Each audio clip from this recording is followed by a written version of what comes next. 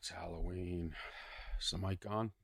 It's episode 64. This is 64. It's Halloween. I'm already anxious about if people are going to show up at my house to trick or treat. You know, I take it personally. If the kids don't show up, then I feel like I failed as a homeowner. Like if I look out and I see they're going to other houses, it just means my house isn't very welcoming. And then I'm anxious. I'm already, like, I have other things I have to do today, but I'm like, I got to get back. I got to prepare. And I never get trick-or-treaters. It was one of the things I look forward to when my whole life was getting my own home and having, kids show up for Halloween. So once again, my fantasies don't come true. Episode 64. Oh, let me play this clip. This is me sitting in front of the TV, watching the ID channel, another murder show. There's something on the ID channel called Till Death Do Us Part. You got to hear this analogy. Till Death Do Us Part. We're in southeast Oklahoma, which is kind of the Bible Belt, and there's more people that go to church in our town than not. And for somebody to be basically anti-Christ, she stood out to everybody. Big no. You have people that go to church and they think just sitting in the church makes them a Christian. I feel that if I go sit in the garage, that doesn't make me a car. It's a good point. What they thought was Hope was a bad person because she was different. But she wasn't a bad person. She was a car? Was the little sweetheart. Was Hope a car? Did she sit in the garage? If I sit in a microwave, does that make me a baked potato? We can do these all day. If I sit, where else could I? If I sit in a basketball arena, does that make me a basketball player? I thought this was so quaint. So I'm like, listen to this woman. She's just riffing, and she comes up with this crazy analogy. If I sit in a garage, it doesn't make me a car. I thought, this is the genius of simplicity. This is the genius of what I call off the grid. The people who aren't part of the big city world like me. Big city Orny lives in Los Angeles. Big city Orny grew up in Boston. Big city Orny went to school in Atlanta, which was country for me. Big city Orny. Although it looks like big city Orny is in a trailer right now, and I think it's funny that people actually think I live in this. And you can think what you want. I don't care. But big city Orny, this is Big Yellow. This is my podcast studio. It's a fully functional bathroom, everything. It's got sinks and what is that? A stove, refrigerator, a fire extinguisher. Because, a lot of times people that, own trailers are close to NASCAR events, and NASCAR cars go up in flames. And so you got the fire extinguisher for the, if that ever happens. But I thought this was so quaint. I feel that if I go sit in the garage, that doesn't make me a car. Yeah, by the way, she says when I feel. So this morning, once again, the internet ruins everything. The internet is going to ruin. I'm going to read lyrics to a song that I think was written in the 60s about Vietnam and protest, and is still completely lyric for lyric, beat for beat, note for note relevant today. So I'm going to read that later. Also, on this episode 64, should I get into the theme and then come back and talk about what's happening? Because I went home. I've got an envelope. I'm holding up an envelope here, everybody. I went home and I went through boxes and I found old notes, love letters, letters from teachers, letters from employers, and I just randomly grabbed a few. I was sitting around with my parents laughing at this stuff, so I want to share some with you. And then what's wrong with Orny Adams? You want to know what's wrong with Orny Adams? Hold on. I mean, this is clear and present. Orny Adams is guilty of being what's wrong in this episode. This is my new blue suit right here. I'm about to hold up.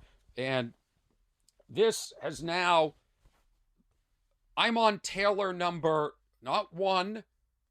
I had to go back to one, two, not two, three, four. 4 tailors to get this suit right. Why? Because I'm a perfectionist and I'm driving myself crazy. I made myself sick last week. I don't know if it was a seasonal changes, but I felt sick trying to get this suit perfect. And guess what? I don't even wear suits. So this is just a ridiculous exercise. Little friend. He's got crazy hair. Yes, I do. Episode 64, What's Wrong with Orny Adams? Wait till you hear the suit. I admit I'm wrong. What's his name, Kev? Orny. I admit it. I admit it. I'm going to play you something that I talked about in the last episode, which is now up on stage. Maybe we'll talk about that at the end. We're going to talk about the blue suit at the end. We're going to talk about... We have so much to talk about. This is exciting. This is exciting. Episode, did I say it yet? 64. But I got to talk to you about this clip. Let me drag this audio down. This clip where this woman said this. She said, I feel... That's her accent. I feel... And I've always felt like the country, I admire how simple I believe their lives to be. But they can't be. They're just as complex as my life and everybody else's. But I picture them out on the boat, fishing. Picture a couple of men sitting there not talking to each other with that string in the water. And they're like, Figure that's how men communicate. You know, because I'm big city Orny. Heard your pa died. Then there's no emotion from the guy whose pa died. Heard your pa died. Yeah. Get the shovel. No emotion. Heard the burn down last night. Damn, hose wasn't working. Just sitting on the boat doing nothing. And I figure they have these colloquialisms, these regional expressions, and one of them being this. Not that. What is that? Yeah, rock and roll. Not that. This is me pressing the wrong button once again. I feel that if I go sit in the garage, that doesn't make me a car. I was blown away. I fell in love with this woman, and then it turns out that's not even her expression. Okay? Here's the exact quote. Just because, this is why the internet ruins everything. I fell in love with this woman. I fell in love with her simple country self. And then it turns out she stole the line. Just because you go to church doesn't mean you're a Christian. I can go sit in the garage all day. That doesn't make me a car. That Joyce Meyer said that, one of the world's leading practical Bible teachers, a New York Times bestselling author. Joyce's books have helped millions of people find hope, restoration through Jesus Christ. Okay? Then I Google further, and now the quote is basically attributed to Garrison Keillor. We know Garrison Keillor, guy from Minnesota. He's homespun, right? Going to church no more makes you a Christian than standing in a garage makes you a car. Then other people, the quote's attributed to. So who said this? Who said? I'll tell you who didn't say it. That lady on the ID channel from that show, Till Death Do Us Part. She definitely didn't say it. That much we know for sure. I was home. I got this envelope, and I can't believe I've been journaling my life. I found journals from when I was 13 years old. I found knickknacks. What I would do is take shoe boxes. In fact, here's something that has always intrigued people about me, and I don't know why, okay? When I would trick or treat on Halloween, I would go out, I'd get all my candy, I'd come home, and I'd organize them in a shoebox alphabetically. Now, what does that mean? Snickers would be in the S's, not in the K's, where Kit Kat is. Or dots. Dots would be D's, and I organized it alphabetically so I could find whatever candy I wanted quickly. This is very, very rational thinking for a young kid. I was organized, and I'm still that organized. How do you think I organized my routine? And my whole life, there it was. There were boxes, and it would say, like, the year. And an entire box was in almost like a capsule. And there would be, tickets to concerts I went to. There would be keys to, a car I drove. There would be IDs. There would be driver's licenses. There would be medical cards. There were just, like, everything. When I was in Europe, there were rail passes. It was just really cool. And so I just grabbed, I'm telling you, I could sit there for hours and relive my life. And when people say, man, life goes so fast. Let me tell you something. It doesn't go fast. I've lived several lifetimes. When I'm going through these boxes, I'm like, wow, who is this person? Like, I have faint memories of this person, but I'm such a different person now than I was then. And it just shows the growth, and it just shows that, what is that, like a leaf blower? Like, can you hear? I'm going to put the headphones on again so I can hear if you can hear that. That is unbelievable. What? The noise. Every day, I want to go to where that lady lives in the Bible Belt, where there isn't noise like this every day. And I have time to come up with thoughts like if I was in the garage, I wouldn't be a car. I'm telling you, every day in modern life, it's noises. It's notifications from your phone. It's people honking. It's noises. Leaf blowers. Didn't we make these illegal? These gas leaf blowers? I just want to tell them to shut up. I'm on a roll here. I got an email from one guy complaining about the podcast because the decibel level wasn't correct or something. And he said he couldn't even listen to it. And now I'm competing with a leaf blower. Who blows leaves on Halloween? Here I am. I'm about to really go over something that is so deeply personal. My childhood memories. Thank you. Just stopped. Now it started again. All right. Now I'm fired up. I want to read you some lyrics to a song. Okay? And again, the internet ruined this. This is a song I listen to all the time. I listen to it to get fired up for shows. I love the beat, the tone. I just love this song. I just relate to it. And I love the fact that the lyrics from 1964 still hold up now. Like, I shouldn't have told you. I should have just read the lyrics. And then you would have said, is this today? Is this today? And this is the through line for my comedy. And if you're new to this podcast, well, let me introduce myself. My name is Orny Adams. You can always communicate with me through the podcast email, which is what'swrong@ornyadams.com. And you can find everything about this podcast there's a portal called teamwhatswrong.com. And, you know, the video goes up on Patreon first, and then later it's released on YouTube. That's the basic here. And it's called What's Wrong with Orny Adams, and there are no rules. Sometimes the podcast is long, sometimes it's short, sometimes there's a guest, sometimes there isn't a guest, sometimes I don't know what. But it's just sort of me blabbering. It's a companion piece for my stand-up comedy because sometimes I feel I don't reveal enough on stage. So here I will reveal more of myself, which is what's in the white envelope. Okay, I'm holding up the white envelope, the magic white envelope, which I'm scared to open because I'm scared to go over my childhood again. I just did it when I was home in Boston last week. And by the way, if this works out, I'll do it again. I'm going home for Thanksgiving. I'll do it again. I'll drop this back off in the correct boxes, and I'll revisit more boxes, and we can relive my childhood. But I'm nervous to do this sort of on a live mic, we'll say. Although I could edit it. I try not to edit because I believe in, owning your words. But the internet ruins everything. Because the further I dive into this song, I don't want to know about my artists.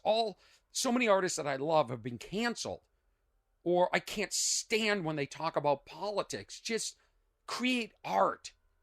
When I get up on stage, I want to remove you from all that. I want to bring you, but remove you.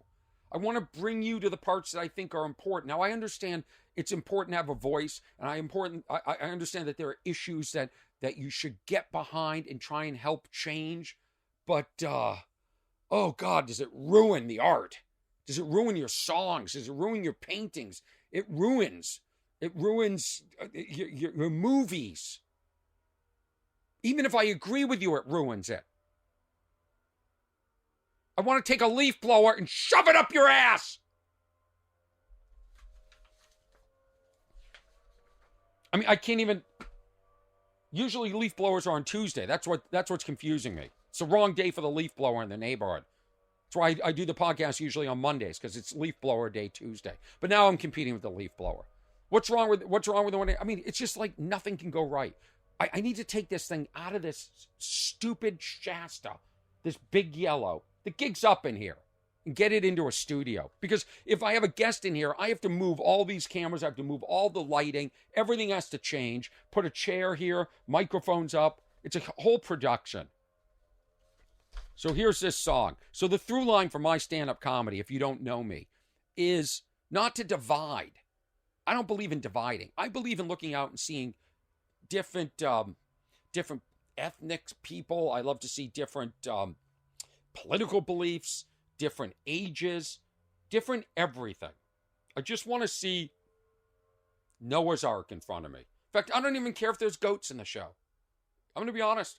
If animals showed up, I'd welcome them. They'd probably be better behaved than some of the people in the audience. So I want to see Noah's Ark. And what I want to do is I want to bring everyone together. And it's very simple. Rather than pointing out how we're different, I like to point out how we're the same, which is shocking to everybody. Wait a minute, we're not the same. We're all the same. And I realized this from a very young age.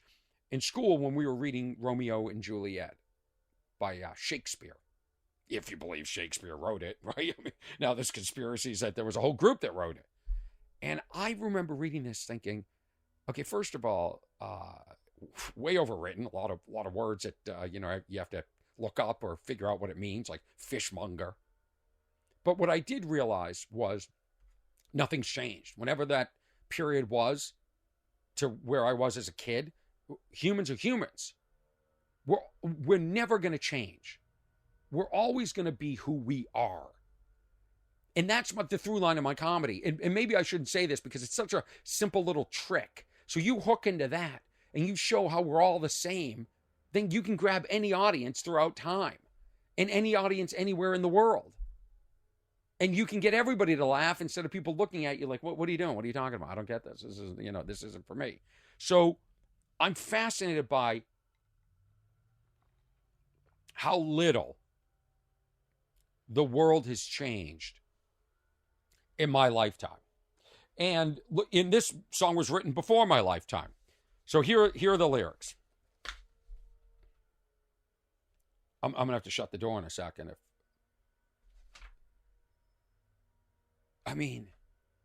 Okay. I just want to see on the headphones how bad this is. And thank you for sticking. Yeah, it's like a hum in the background. All right, you'll be able to hear me over. That's fine. Okay. Here are the lyrics. Because if I shut the door, then I have to readjust all the lighting. See, it's a whole operation here. Imagine, if you were watching the news and all of a sudden somebody with a leaf blower just started walking around in the background. That's basically my setup here. This is how the Lord has blessed me with success. I thought, wouldn't it be nice and quaint if I did this thing in a Shasta trailer? And I'm so excited. You know what I'm probably doing is probably just delaying getting to the white envelope. So let me talk about this. Here are the lyrics. 1964. The Eastern world, it is exploding. The violence flaring, bullets loading. By the way, the Eastern world is a reference to Vietnam. Let me start again. The Eastern world, it is exploding. Violence flaring, bullets loading. You're old enough to kill, but not for voting. You don't believe in war, but what's that gun you're toting? And even the Jordan River has bodies floating. But you tell me over and over and over again, my friend, how you believe we're on the eve of destruction. I mean, the violence flaring, bullets loading. You're old enough to kill, but not for voting. This is genius. You don't believe in war, but what's that gun you're toting? Hypocrisy. Don't you understand what I'm trying to say? Can't you feel the fears I'm feeling today? If the button is pushed, there's no running away. We're worried about the button being pushed right now with Putin in Russia. Nothing's changed. There'll be no one to save the world. You're in a grave. Take a look around, you boy. It's bound to scare you, boy. And you tell me over and over again, my friend, how you don't believe we're on the eve of destruction. Yeah, my blood's so mad, feels like coagulating. This is one of my favorite lyrics all time. I'm just sitting here contemplating. The guy rhymed coagulating and contemplating. And by the way, coagulating is one of my favorite words. Yeah, my blood's so mad, feels like coagulating. Coagulating. I'm sitting here just contemplating. You gotta listen to the song, it's much better. I can't twist the truth. It knows no regulation. Handful of senators don't pass legislation. Nothing's changed. Nothing's changed. And marches alone can't bring integration. I've been saying it forever. The marches do nothing. Nothing. Look at when Roe v. Wade was overturned. Everybody outraged. Marches. Now, nothing. It's like people are just complacent. Maybe they vote. I don't know.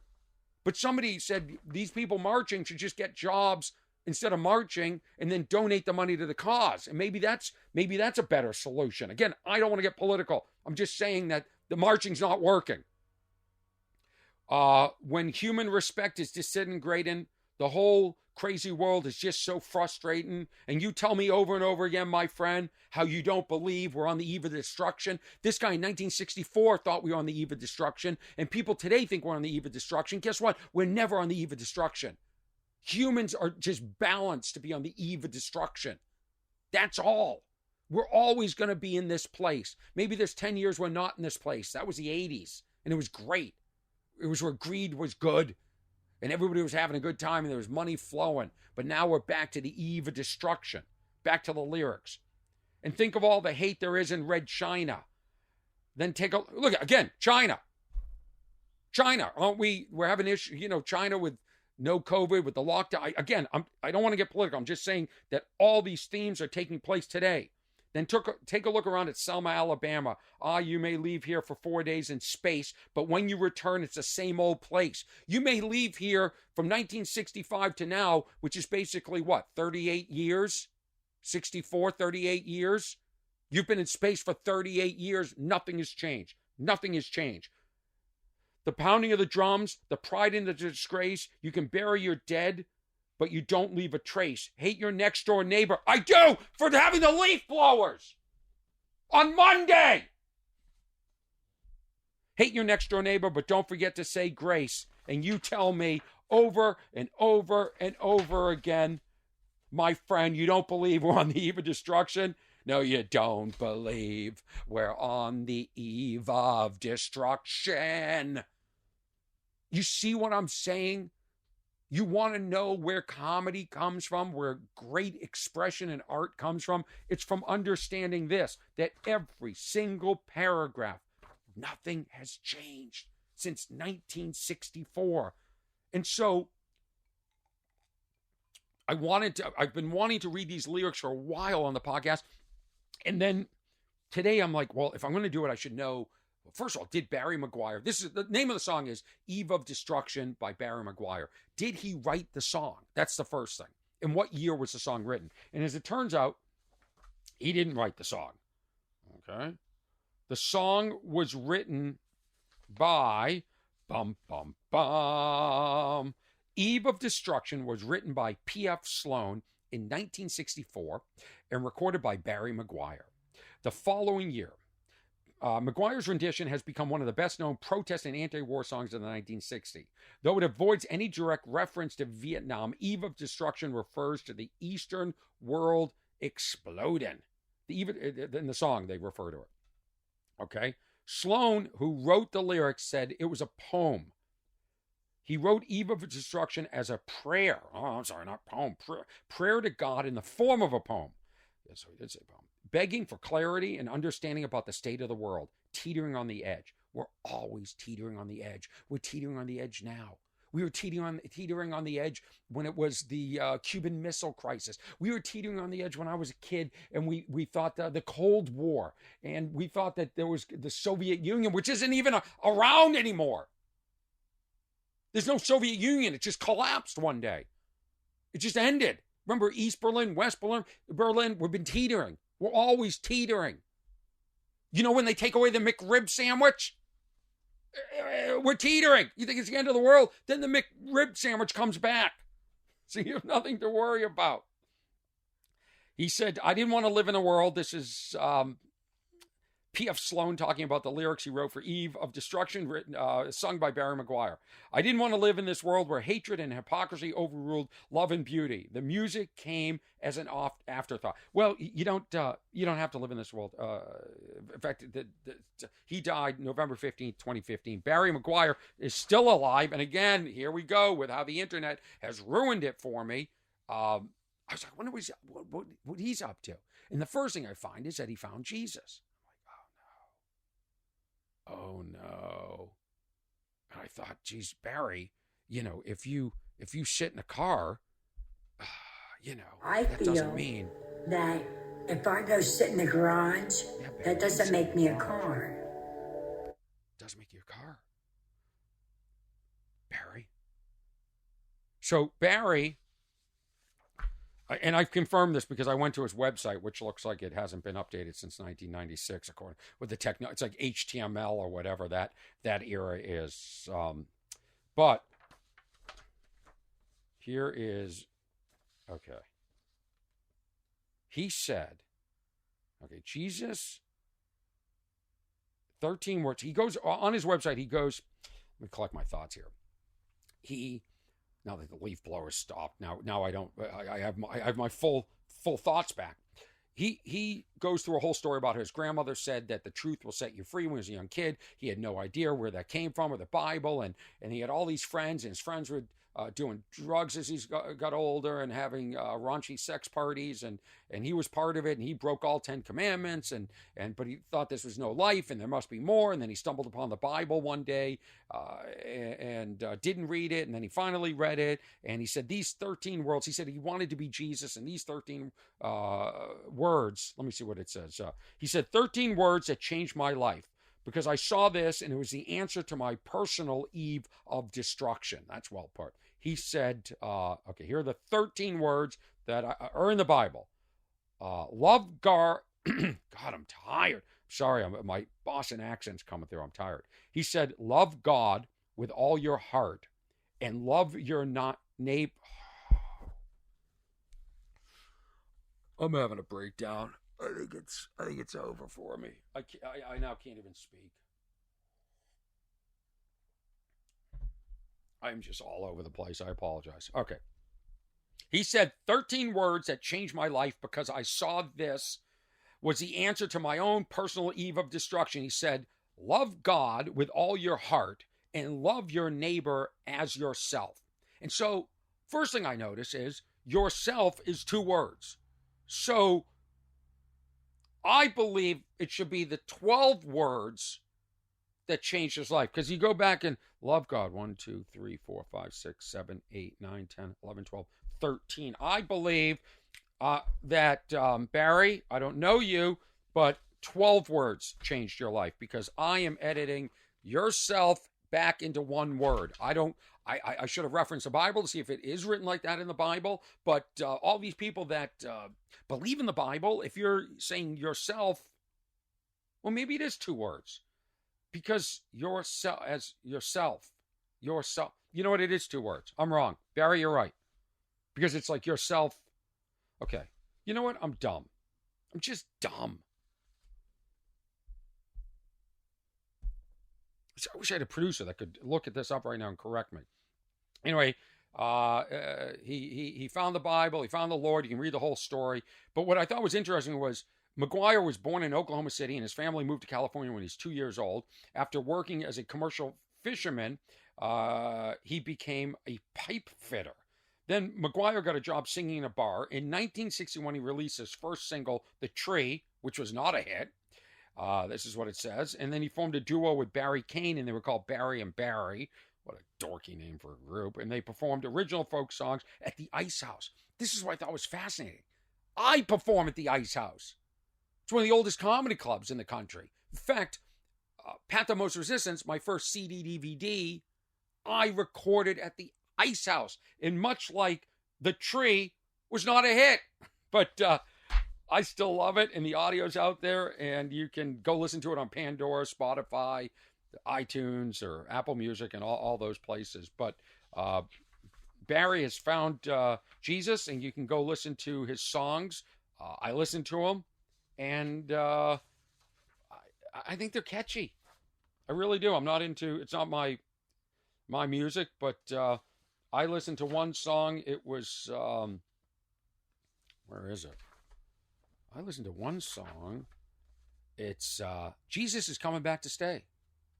And I liked it. I thought it was catchy. Jesus is coming back to stay. Could be any time, a day. Jesus is coming back, I know, because the Lord told me so. Praise the Lord. Holy Spirit told him so. Shout hallelujah. A lot of shout hallelujah. A lot of praise the Lord. And then all his songs, like all 4 songs, because I Googled new music. It's every song contains the word Jesus. We are cooking episode 64. Let's go through the envelope here before I have no energy left at all. I was home recently, last weekend. I put on a suit. I felt good. And I went through my closet, and here's some stuff. Let's see if this makes you laugh as much as it made me laugh. All right. First of all, here's a picture of me. Hold this up. I'm wearing a tan suit.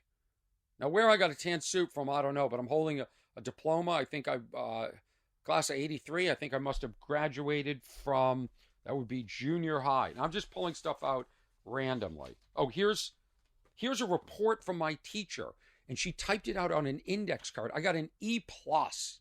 E+. That's for excellent. They didn't have A, B, C's, D's, and F's.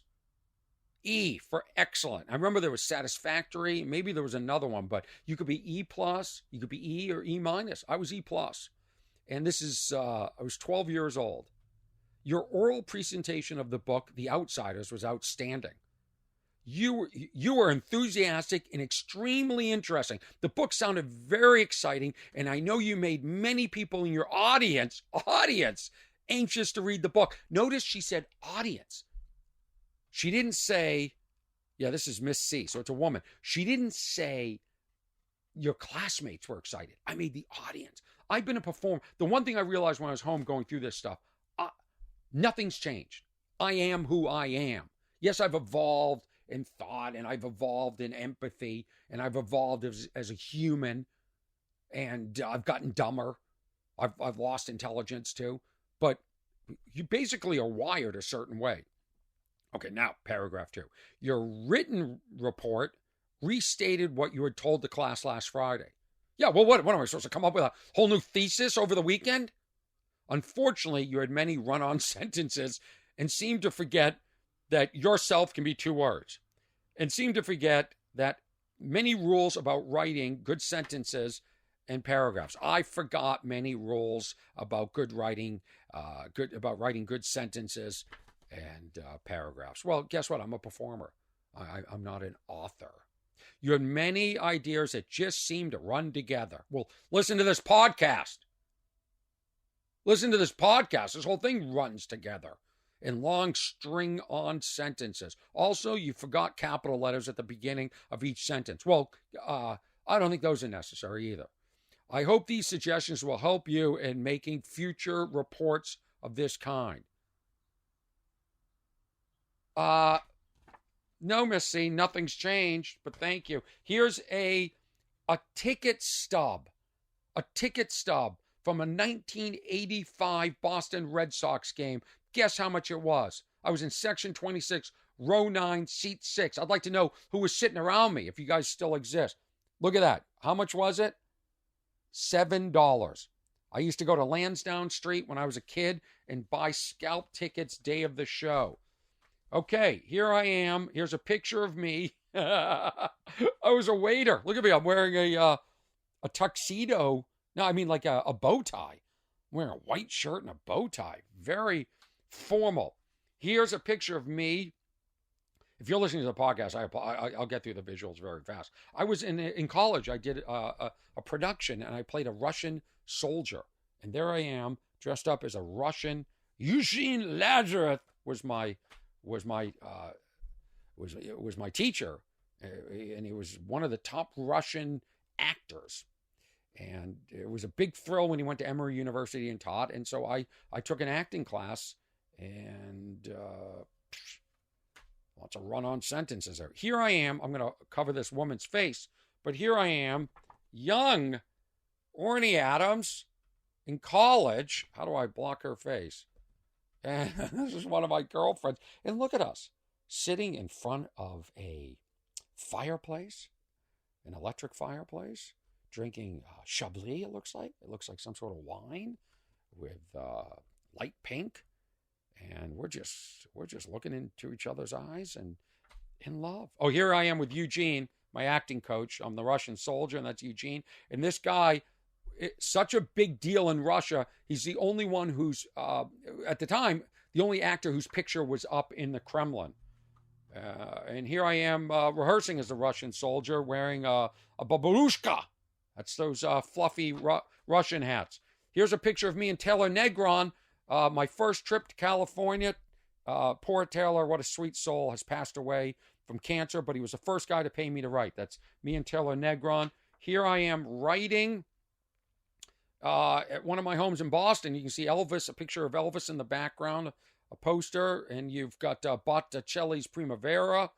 And I must have, no, I had already gone to Italy because I can tell by the comforter. But there I am in a tank top. I'm writing. I've got an Emery mug and a cigar. Here I am again, writing with a cigar in a green chair. More pictures of Taylor. Okay, I don't want to show too much because this is a, this I should just put up. This looks like it's crazy. This is like some sort of cliff note I made. I don't even know if I just copied. Where are my blue glasses? So I can, this is so small, this font. It says frequency of energy, E equals HV. It has gamma rays, X-rays, radio waves, a lot of stuff in between, increasing value, increasing wavelength, and like CO, CU is 3D10 4S1, ZN is 3D10 4S2. This is all written out. It looks like something out of a spy novel. There's like colors. I must have just, either this was something to cheat with, which I can't imagine because I'm not a cheater, or it was something for me to like reference. But why wouldn't I just pull this out of a book? If this was nowadays, you'd just, print the image and put it in your pocket. Energy, joules and hertz and C equals gamma something. Boy, knowing this did nothing in my life. Nothing. Here's Ticketmaster events, who was playing at Great Woods, which is near me. I don't know what year this is, but James Taylor was playing. 10,000 Maniacs, White Snake, and Squeeze. I love Squeeze. I still listen to Squeeze. This is a handout I probably got in Harvard Square. And this could have been me joining a cult. I don't have time to read it, but it was definitely cult literature. And look at this. I don't know how old I was, but some underground Bob Dylan publication. Yeah. Let me get to the good stuff that you don't have to be listening. But this was, I found this stuff. I was with my parents. We were laughing. It was so much fun. Basketball clinic. I got a ribbon, everybody. First place ribbon for basketball. Did you know I was a great basketball player in my day until 7th grade when I wasn't tall enough? Everybody outgrew me. This is Hayden Recreation Center. I used to go play there every day. I would go right after school and we'd play foosball and we'd have Coke and I'd buy 2 bags of Doritos. But I got first place for something. I have no idea what. Let's get to some of these letters here. Jeez, I don't have that much more, but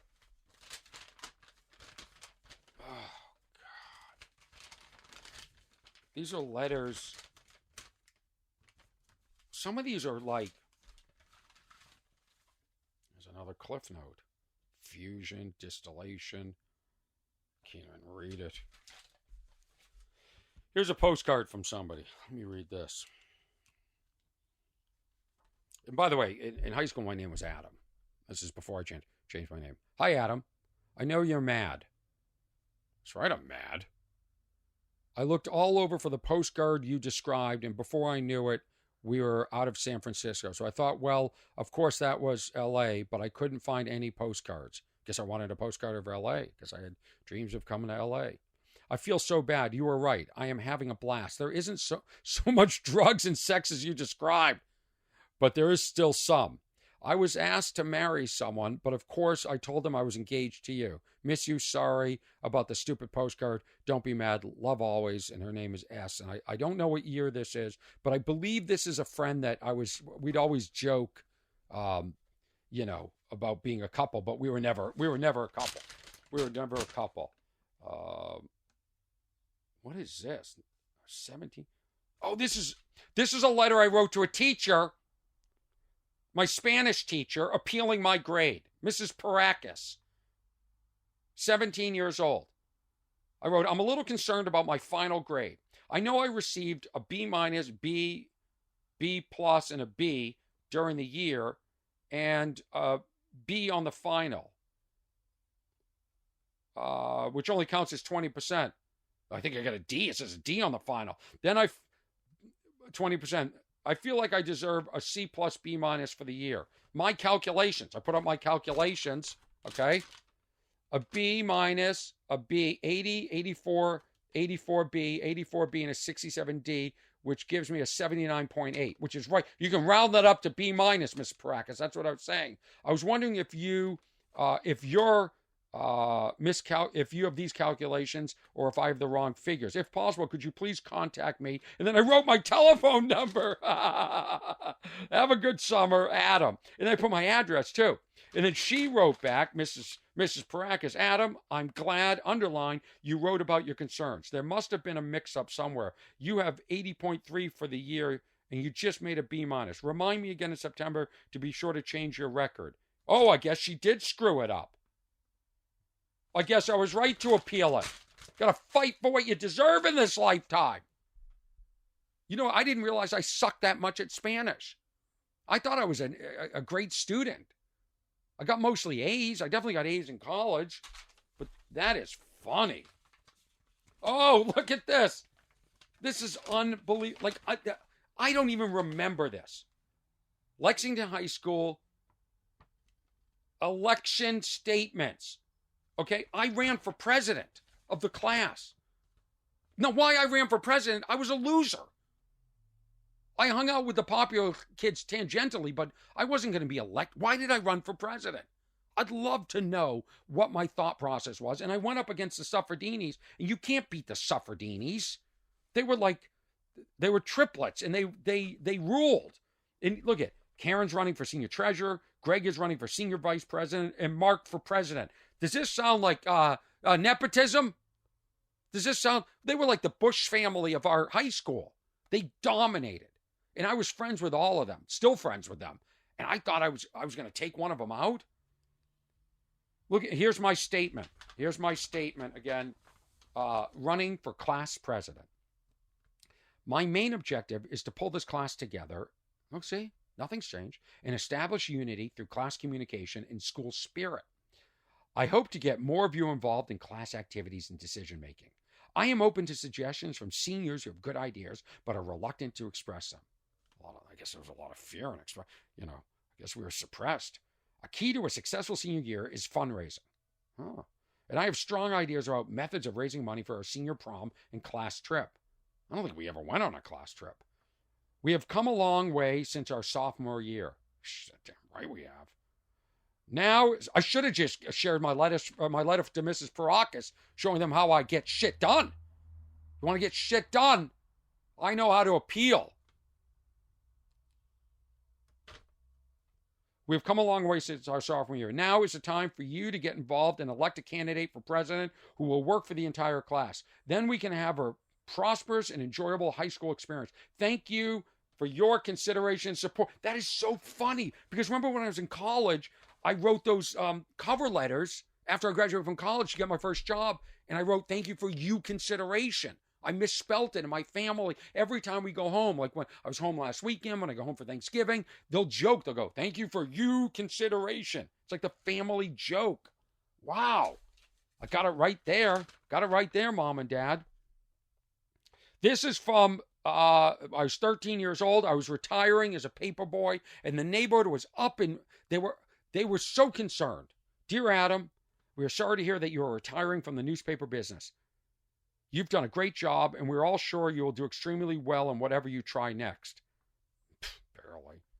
We have very much enjoyed knowing you and have appreciated not only your efficiency, but your courtesy and your smile. That's right.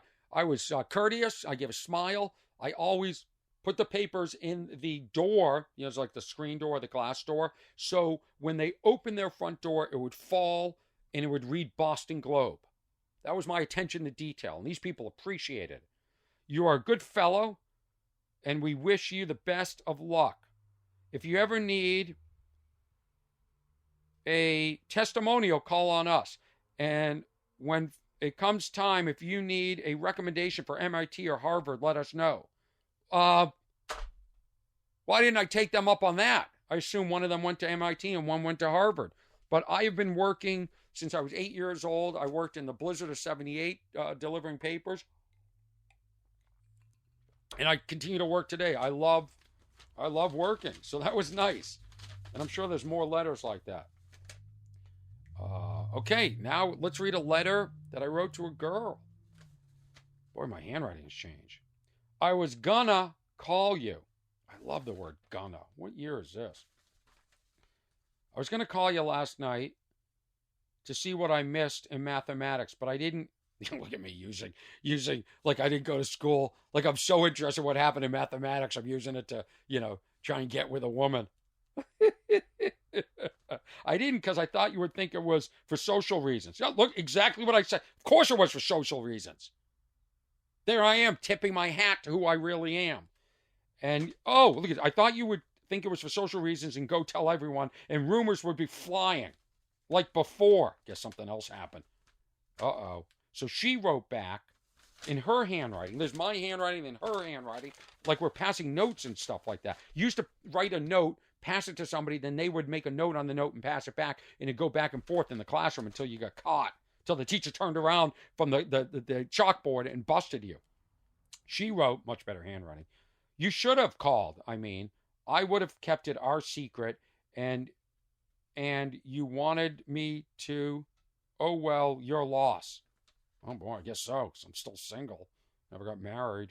Guess she was right. I don't know how old I am, but this woman called it. Are you still madly infatuated with, and then the woman's name begins with J. And yeah, I still am to this day.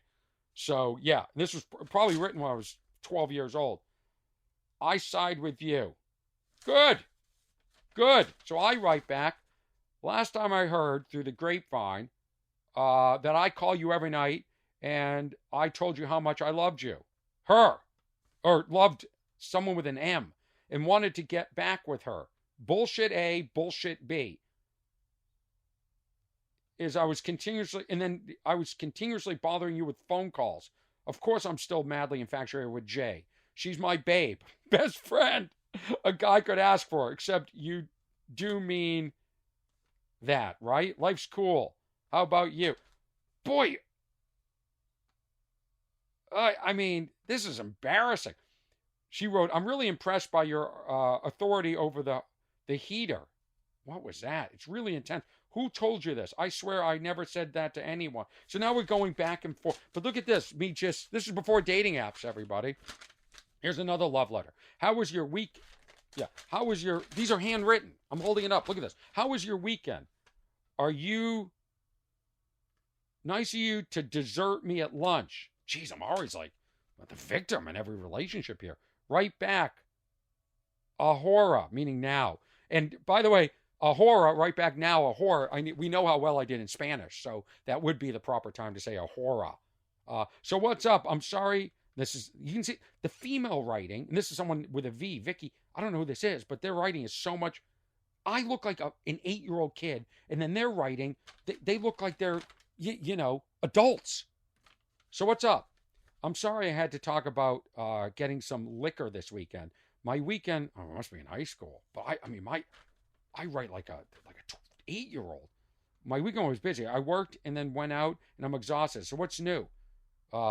So how's the ice cream business? Truck. That's right. I was going to buy an ice cream truck at one point, I think. And so I wrote, I'm critiquing, I'm shaming her note. I expect better and more intricately worked note. Jeez. I'm the one who looks stupid, my writing. In response to this one, A-OK, is it cool to get drunk? Shh, nothing's changed. I still scold people for that. How was your weekend? Busy? Why didn't you call me? No excuse. Nothing much is new. This report ruined my weekend. I did nothing. God. Boy, I am, if you talk to me, this is how I talk now. I'll say, you ruined my week. Your text ruined my weekend. Like, nothing's changed. She writes, I'm sorry I didn't call you. I was so busy with going to UMass and everything. That's a party school. Told you during lunch. This weekend, I was finally, barely know if I was, I don't read this hand. I thought about it Sunday, blah, blah, blah, blah, blah. Anyway, nothing has changed. Make a phone. She tells me, I have time this weekend. Make a phone call. I guess I wasn't aggressive enough. Nothing. Look at this note. Oh no! What? I have a theory on dating. I can't. I just can't. This is ridiculous. Here's a note from Cindy. Hi, Adam. Hi. Here's your S. Here's what's pathetic. I didn't have to have reading classes when I read these originally. I was going to give it to you tomorrow, but Hillary is giving Danny a letter, so I thought I'd give it to you now. We have to talk tomorrow. Oh, boy. My heart just stopped. You never want to hear that from a woman. We have to talk tomorrow. It's very important. Please write. Do we have phones? Please write me back. We'll sleep well and pleasant dreams. See you tomorrow morning. Love, Cindy. Sorry so short. Wow. This is, in case anyone's wondering, this is what it was like before text messages. Okay. Adam theory. Definitely proven true. This is a theory I have on love. And I read it, but look it. I'm holding it up. I can't. I read the theory. It doesn't make sense, which explains a lot about where I ended up in life. That's what I'm saying. Okay. I don't know. I think to sum up, I think it's fascinating how little we change in life. I'm still having the same problems in relationships or even friendships. I always feel shorted. I always feel like I'm initiating the phone calls. I always feel like their response isn't enough. So, there I am in high school, I guess, because someone's buying drinks and one of them, I thought I was, 8 years old by looking at my handwriting and my horrible grammar and writing style. That teacher that pointed that out from my outsider's report was correct. But, it doesn't work so well on the podcast, but like when I'm at home and my family and we're all just sitting around laughing at this stuff, it's really remarkable. It's really funny. And I'm really glad I saved this stuff. So, I have all these boxes and my parents for years have been like, when are you going to get rid of the boxes? When are you going to? And I'm glad I didn't. Even for that 1 hour that we were laughing, we were hysterical. Oh my, I found a letter from my sister. You got to hear this. This was in one of my journals. Okay. I have 2 sisters, Emily and Julia. And listen to this. I took pictures of this.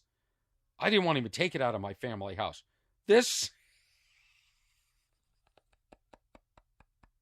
First of all, my sister, this is my younger sister. She's 4 years younger than me. She spells diary, D-I-U-R-E. Now, I can't make fun of anybody, having just read my notes, right? She wrote, Dear Diary, today I got into a fight, F-I-T-E, with Julia, but I still love her. Love, Emily. Dear Diary, I have a pretty Barbie, something about Barbie. Anyway, then she inserts, I love Julia now. Love, Emily. Now listen to this one. Dear Diary, today I went up to Cape Cod and I'm having fun with family. Heart. Dear Diary, today I went out for lunch and had loss of fun. Love, Emily. Loss. L-O-S-S. Okay? Now notice, she got into a fight with Julia. She forgave her. She still loves her. Then she just put an extra note saying, I love Julia. I love Julia now. Love, Emily. Ready for this one? This is my little sister, who I thought loved me dearly, who I thought I protected. I hate Adam. He is a shitball. because he is mean to me. From Emily. I'm a shitball. I'm mean. Nothing's changed. Listen to my last special with the girlfriend that called me mean. I guess I'm mean. I'm a shitball. I am a shitball. Everybody's right. If you think I'm a shitball and mean, you're right. Nothing has changed, and I'm tortured. Let me tell you about the blue suit as quickly as possible, because I bought a blue suit. I was spontaneous. I was trying to find a shirt for underneath my suit for this event I had last weekend in Boston, and I just wanted to make sure that it creeped out from the sleeves, because that's the new look now. Everything has to show a little white. Like, if you're noticing more and more, it's like, who can show more sleeve? And now people's suit sleeves are so short, it's starting to look like they're wearing short sleeve suits. It's getting absurd. It's supposed to show 1/4 of an inch to 1/2 an inch. And I don't know suits well enough, but I also know every time I get something altered, one arm is shorter than the other. So I've been using this tailor forever. And the guy's great. I mean, he'll take in 1/4 of an inch here, a little on the shoulder, a little on the back. Like, he deconstructs the entire suit and makes it look like it was made for your body. In fact, he makes suits from scratch, so I knew he'd be good. Anyway, this time I went in, he wasn't there. They tried to get this other lady to pin me, and I said, no, where's Mr., and I know his last name, but they don't speak any English, so they have to get the daughter on the phone to translate. She said he's at lunch. So I said, when's he coming back? I'll wait for him to pin me. So she said like a half hour, an hour. So I wait, and 5 minutes later, he just shows up, and he's still chewing and clearly angry that he had to come back to measure me. And he barely pinned. Like, I get the pants tapered. I want them to look like they were made for me. But you have to pin all the way down. You have to create like a line. You're supposed to use chalk. There's no chalk. And so I left there feeling uneasy, and I should have gone with my gut. And he charges me several $100s. And I come back a week later, after my trip from Boston, and nothing fits right. The sleeves don't look like they've been hemmed at all. The pants aren't tapered. They're about 2 inches too long. It's a nightmare. It's an absolute nightmare. So I said, and they agreed about the pants, so they redid the pants. They said, come back tomorrow, and they'll be done. I go back tomorrow. They're still not right. They're still bunching up in the back. Like, it doesn't look like what I love about suits is when a suit looks right, when a suit looks perfect, you just look at a gentleman and you go, he's got it together. And in most of my life, I don't got it together. Look at me on stage. I'm sloppy. Look at me in life. I have no style. Just nothing's right. But you look at, in a suit, I want perfection. I don't wear them often. I spend a lot of money on my suits. I want perfection. And this was far from perfection. And I said, I don't know. It's still bunching up at that. And they're going, good, looks good, looks good. I go, I don't know. And they're like hustling me out of there. And I left feeling it's not right. And so I called a friend who owns a store. And I said, do you know any, places to get a suit tailored? And he said, well, we have a tailor here. So now I go to Tailor 2. And this tailor, she's taking very precise measurements. And I feel good. I said, you understand suits, right? Because it's different than dresses or anything else. And, oh, of course, and reassured me. And come back tomorrow. And I go back tomorrow, and it's still not done. I sit there for 2 hours. And when the pants were hemmed, they were hemmed incorrectly.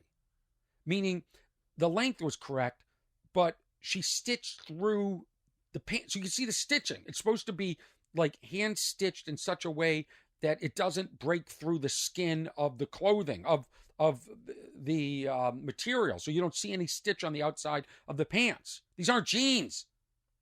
And then the cuff on the sleeve was done so sloppy. Like, I don't mean to insult her work, but like, I paid, I left there, and I go, it's now Friday. I've got a pounding headache. I've now, Tailor one, I used one time, then he tried to correct it. I go to this next person. She not only screwed it up, she created a hole in the sleeve. So now there's a hole. I'm going to show you. Here's the blue suit. It's a gorgeous Xenia suit, okay? There's a freaking hole. There's a hole. It doesn't look like it's hard to see. I'm holding it up to the camera. I don't know if you can. It looks like a snag. It looks like a snag. Can you see it? There's a snag. There's some threads coming out because it's got to be restitched. But I'm holding. I can put. You know what? I took pictures. I'll put it up. There's a snag. There's a snag in the suit, and it stands out because it's gorgeous. It's gorgeous wool. And so I bring it to the third tailor. She looks at the work and she said, "Who did this?"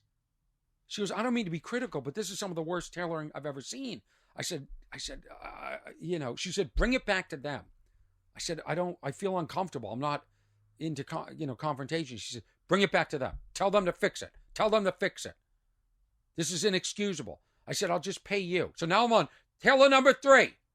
I got to pay tailor number 3 to hem I've now paid 3 tailors to hem the same pants. It's not that hard to hem pants.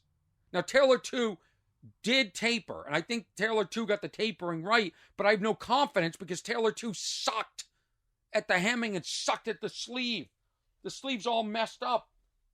And Anne put a hole in how did she put a hole in the suit? Was it iron? There's a little hole. Was it from ironing? Did she snag it and try and fix it and made it worse? Now I've got to go to something called a reweaver. 4th tailor. You want to know what's wrong with Orny Adams? This is what's wrong. Anybody else takes the suit, they probably go to one place, it's fine, it's good enough. Not me. I try and make something better, I make it worse. I'm now on tailor number 4. Tailor number 4, which doesn't open until tomorrow, I'm such a nervous wreck because I've got to have this little hole. By the way, I've never worn this suit. It's brand new. I've got to have it reweaved, which is this old tradition, or I don't know what it is, or craft. It's a trade where they sit there with microscopes and they match the weave of the suit. This is going to cost probably another $60 to $100 to have them weave, and it'll never be perfect. I'll never feel perfect in this suit. Never. But here's what I wanted to, this is why I brought this up. I think tailoring is done. What's wrong with tailor? It's done. Every tailor is old. They're in their 70s, 60s, and 70s. It's a craft that's dying. There's no young people want to tailor. They want to be an influencer. Nobody wants to put the time. This craft, it's so specific. It's done. There's going to be we're going to have long unhemmed pants moving forward in life. We're done. And then this reweaving. The other thing is nobody keeps clothes. Like if you have like reweaving is for like moths eat your suit. You have it reweave. Nobody's doing this anymore. So what's going to happen? Well, we live in a disposable society where everyone throws everything out. So I predict in the future, tailoring, done. Maybe, hold on, maybe technology replaces these people. Maybe somebody comes up with a machine that you stand there and it measures you and it tailors, a robot. Robots need to take over tailoring is what I'm saying, because these people are old and they don't give a shit anymore. They don't care. The first tailor doesn't care anymore. The guy used to really care. Maybe he got old. Maybe something happened in the pandemic, but he got me for a few $100s. Second tailor got me for $100. Third tailor's going to get me for probably $100. I mean, the craftsmanship, there's no pride. But how can you blame them? How many years can you sit there with a stupid needle and thread things? So we need robots I'm begging robots to take over tailoring. That's what I'm doing. Please, please, please. What's going to happen is we live in a disposable society. Either robots figure out how to tailor, and we have laser printers. They laser print the suits for us, or we all have long pants and falling down because nobody can do the waist for us. There's too many choices in life. And if you listen, I'm wrapping it up. I thank you. It's certainly an interesting podcast. My head hasn't been in the game lately. I felt like I had a cold last week. But I find I'm overwhelmed in life because of the options.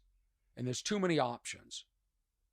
And I I discussed it on the last episode 63, about all the different French fries. And I want to share with you before I close this podcast, before I bring it home and end it, I took what started on this podcast, because you want to understand comedy and the evolution and how thoughts happen. You know, I have a thought.